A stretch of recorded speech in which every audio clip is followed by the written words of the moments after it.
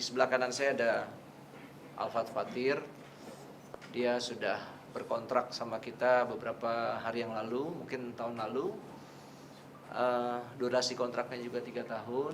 Kemudian ada juga beberapa pemain-pemain lain yang juga berkontrak dengan kita. Ya, termasuk yang terakhir adalah Evan Dimas. Mungkin yang perlu dinantikan ada beberapa rencana-rencana signing kontrak dengan beberapa pemain lokal dan juga pemain asing. Pertama, Marco Motta itu sudah signing kontrak sama kita ya beberapa hari yang lalu, dan ini mungkin menjadi bahan dan berita yang cukup, tetapi memang belum bisa hadir ya. Itu mungkin rumors yang bisa kita tunggu untuk bisa menjadi bagian dari publikasi kita ke depan. Kalau dibilang Aaron Even itu tidak ya. Terus ada beberapa tadi nama-nama juga tidak ya, bukan berarti dirahasiakan, tetapi memang belum ya. Nah, hanya memang kita memang bukan tunggu momentum, kita semua tunggu dari kondisi pemainnya sendiri ketika datang. Misalnya seperti rumors yang kemarin beredar panjang mengenai Evan Dimas misalnya. Ya memang kita berinteraksi. Ya, seperti halnya juga beberapa pemain yang lain, termasuk yang tadi dibilang Honda. Tetapi buat Persija, setelah signing itu selesai, maka itulah yang bisa kita klaim menjadi bagian pemain kita. Ya kan? Nah, oleh karena itu bersabarlah teman-teman wartawan, teman-teman media, masih terlalu prematur untuk bisa lengkap tim ini. Yang pasti bidikan Persija ke depan, karena memang kita akan melantai di bursa, kita akan kepingin tim ini adalah tim antara pemain inti dengan pemain lapis 2-nya itu bisa dibilang nanti mana yang mau dipilih agak bingung gitu, karena memang kualitasnya adalah mirip dan sama ya. Kita juara tahun 2020. Soalnya ada Evan Dimas, kita tahu katanya cukup mahal di transfer market, paten cukup mahal juga kalau kasih gitu. Serem. Dengar pertanyaannya berat banget. Oke, slot pemain asing memang kita masih punya beberapa planning ya, beberapa kandidat, tapi memang belum bisa kita sampaikan hari ini karena memang slot itu adalah pemain yang kita harapkan juga bisa, artinya kalau kita bisa mendatangkan Motta, harusnya kita juga berharap bisa mirip atau melebihi dari itu. Itu target pertama. Terus kaitannya dengan pemain-pemain lokal, Todd Ferry ada komunikasi, Osvaldo kita juga berkomunikasi, kemudian termasuk Sadir Ramdhani juga kita berkomunikasi, dan masih ada sadir-sadir yang lain yang juga kita lakukan komunikasi sama mereka. Tetapi seperti tadi saya bilang, sebelum tanda tangan kontraknya itu adalah selesai, maka itu belum bisa kita klaim menjadi bagian kita. Tetapi kalau diburu memang iya, karena itu bukan rahasia lagi, karena memang sudah terbuka kemana-mana. Termasuk Evan Dimas kemarin juga semua terbuka, gitu. Tapi memang setelah tanda tangan baru kita publish. Begitu, Pak Hari. Yang pasti kantong saya nggak cukup. Kantong saya nggak cukup. Kalau dibandingkan sama musim kemarin, rasanya hampir bisa 2 kali lipat lah ya. 2 kali lipat dari musim kemarin. Ya kira-kira aja, musim kemarin kan 1,5 miliar. Kalau sekarang totalnya 3 miliar gitu kan. Satu musim ya. Bang Pamungkas belakangan Mana Bang? Iya, ada di negosiasi pemain dan sekarang posisinya ada posisi ya di visi. Bambang Pamungkas itu kan temennya semua di sini ya, dia mau ketemu temennya lah. Banyak suka pada hoax nih. Bajunya beda Ya, kalau sehari-hari kan dia memang berpenampilan menarik gitu ya. Jalan-jalan mungkin tadi Pak kesini.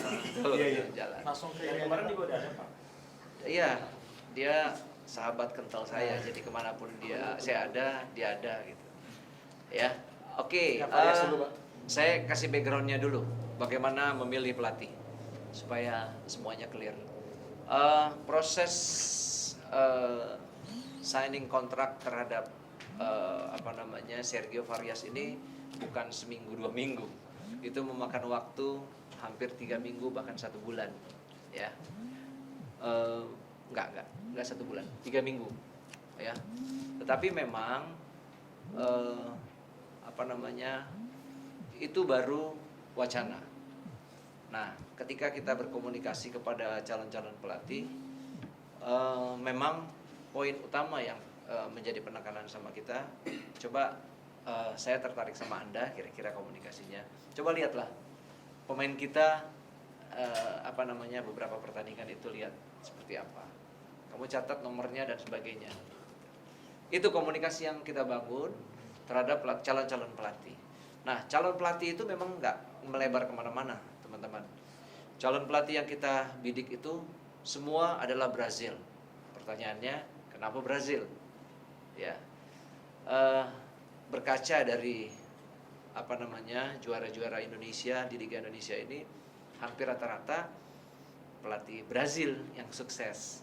Nah, kalau melihat kemarin ada 3 pelatih sebelumnya, kemudian ada perubahan, penggantian, ya memang bidikan kita ujung-ujungnya tetap berhasil gitu. Nah, sehingga fokus kita untuk musim ini kita fokus kepada pelatih Brasil. Brasil sendiri juga sempat lebih dari 7-8 pelatih, ya. Tapi secara cepat langsung kita kerucutkan kaitannya dengan reputasi dan prestasi sebelumnya sampai pada 3 nama. Dan akhirnya mengerucut kepada Sergio Varias. Nah, pertanyaannya tadi, pemain-pemain ini dipahami dan diketahui, gitu. Hanya memang dia terkejut, mungkin bahasanya adalah, kok cadangan kamu jauh sekali dengan tim utama kamu, gitu. Ketika dia ngelihat pertandingan yang lain, dia, loh kok pemainnya tidak ada 8-7 pemain. Kemana pemain yang kemarin kamu yang bagus-bagus? Ya saya bilang itu pemainnya ada di tim nasional. Oke. Nah, terus dia tanya juga bagaimana ke depan tim nasional. Ya banyak hal yang kita komunikasikan. Intinya bahwa pemain-pemain ini diketahui, termasuk pemain asing. Karena pemain asing yang ada adalah pemain asing yang sudah existing. Rohit sama Simic. Fine. Kemudian Marco, dia juga setuju. Dia tahu pemain ini pemain besar, dia punya reputasi, dia juga memahami. Nah, tinggal satu lagi, mungkin tepatnya nunggu dia latihan lah.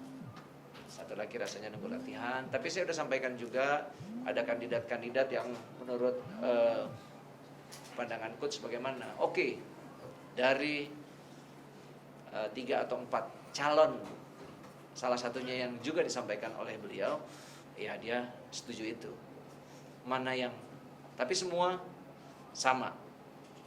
Ya, sama. Artinya kualitasnya hampir mirip, posisinya juga tepat di posisi itu. Memang dari calon-calon pelatih yang ada, semua CV yang masuk, terutama yang Brazil, kalau dikristalisasi, Sergio Varias lah yang terbaik dibandingkan semua calon yang kemarin ada. Ya, ada yang pernah juara, tapi sebelum-sebelumnya juga kurang bagus gitu. Jadi artinya memilih pelatih, memang foodingnya itu lebih banyak dari saya. Tapi di Persija itu ada komite, jadi komite yang juga menentukan kebijakan itu. Jadi bukan semata-mata karena saya gitu, tetapi bahwa ada beberapa poin yang saya sampaikan kaitannya dengan pelatih itu, ya memang semua juga memberikan opini yang sama di komite itu. Komite itu salah satunya yang Pak Ambono tadi, ya. Jadi kita ada 5 orang yang berinteraksi untuk memutuskan calon pelatih ini. Jadi kita yakin dari kandidat yang ada, dan harus diakui bahwa profesi dia sebagai pelatih, kemudian dia juga pernah punya reputasi, juga mengenal Asia Tenggara. Sementara yang lain itu ada 1 tahun, ada yang cuma 9 bulan, ada juga yang satu lagi 1,5 tahun tapi setengah musimnya diberhentikan gitu ya. Ya itu saya rasa semua ada plus minusnya. Yang pasti pemilihan Sergio ini adalah pemilihan yang terbaik dari yang kita dapatkan ketika kemarin. Ya, kasih Pak. Cukup ya? Habis dari tahun lalu gitu dulu Pak. Mau lantai jatuh lantai. Tuh, lantai kan memang berproses, Bos. Udah September, sekarang udah Januari. Paulo Sergio di Bali kan? Sampai siang dong ya? Sampai siang dong ya? Nggak tahu.